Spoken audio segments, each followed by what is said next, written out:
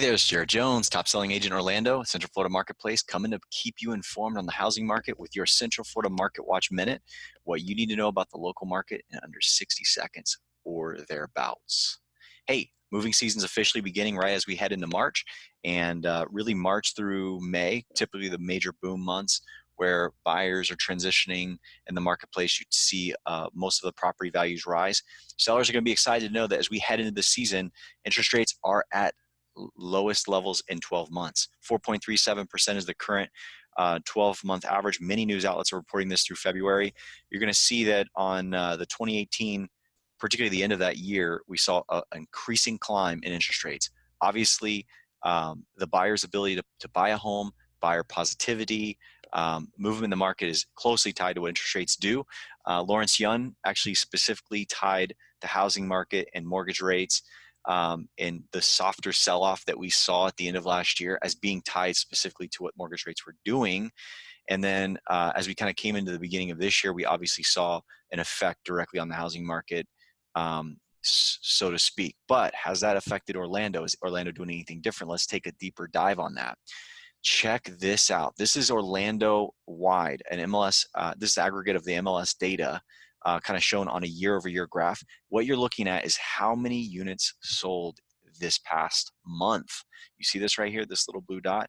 That lonely blue dot is down there at the bottom of the graph because he is the lowest starting units sold for the month of January out of the last 5 years. Now, again, the fact that the dot, is just a couple hundred units below last year, same month as an example, is not necessarily cause for concern. There were months last year where you see the red line here dipped beneath the green line, 2017. So there are times where the market changes that way, but the lowest amount of sales for a given month in 5 years, something to watch, right? January of 2014 was the last time we went below as many homes as we sold in the month of January. Something to definitely be considering.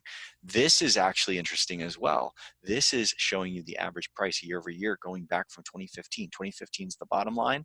Then 16, homes jumped about 10%. They jumped about 10% again to 17, then 18, they went again. So we've had 7, 8, 9, 10% increases January year over year. There's a margin of price growth. And then take a look at that weird blue dot again for 2019. That is below the actual average price of the sell-off in the January last year. Obviously, when homes are trying to get off the market, sellers trying to get their home off the marketplace, if there's an absence of buyers, then they are going to change price. This is interesting because this isn't, oh, let's look at the graph. It's only 1 or 2% below 2018. Well, no, it's not 1 or 2% below. It's 8, 9, 10% off what it's been trending. The trend is off, even though the actual is only showing a little bit below last year. So something to watch. I'm going to link a video that I did about a week ago that actually talks about how we're in a new marketplace and how each market is hot and cold uniquely in the exact same area, not the whole market. Back this up, back in 2008 when the market kind of crashed, 6, 7, 8, when those years of softening took place, and then even beyond, those were entire market game changers. I mean, the whole marketplace went down. What you're seeing now is hot and cold particular markets in different areas. For instance, on the cold list is the resale market in Winter Garden. You have a totally different home situation in the exact same price range across town. For instance, Oviedo move-up market is on fire. Very low supply, very tight price movement. And so you have different pockets that are hot and cold. You have to look at each marketplace uniquely. Check that video out if you want to. There's more details on that. Homestead exemption filing is coming fast. March 1st, if you bought a home last year, primary residence in Central Florida, 2018, and you have not filed, that tomorrow's the deadline to do that.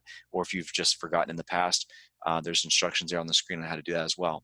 Next thing I want you to know is that we're still giving back a portion of every referral we receive. You send us someone to work with, a buyer, a seller, a friend of yours, a relative. We give back to charity a percentage of the profit on every referral we get from you in your honor. We put your name around the memo. We give to that, and we give back. We provide generosity based on your generosity towards us. As you know, your friends and family will be well taken care of. And there's two ways that you can refer them to us. Number one, have them call me direct at 407-706-5000, or go to referralrewardsfl4florida.com, and we'll go ahead and follow up with them, make sure that my team provides a award-winning service for them, but also that we are going to reach that $19,000 goal to give towards Matthew's Hope to help hard-hit families with deep needs here in the Central Florida marketplace. Hope you're doing well. Happy home appreciation, and we will talk to you again really soon.